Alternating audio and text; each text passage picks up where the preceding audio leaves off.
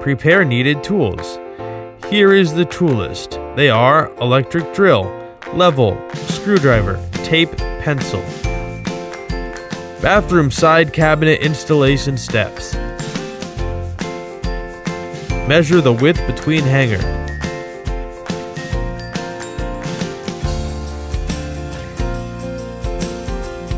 Measure the height from ground to hanger hole.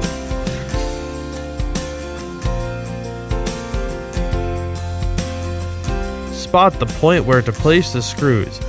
Its height apart from ground above is 20 centimeters to 30 centimeters. Using the level rulers to keep level with the marks. Find another hole. Fix hangers by drilling holes, and please remember pre-drill is necessary.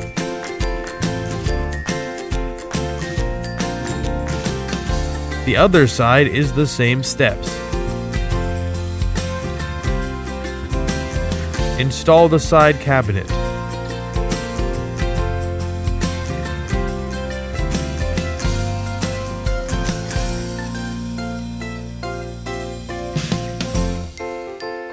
Statement. Interpretation of the above tutorial methods in law with scope of Goldea all. Thank you for watching.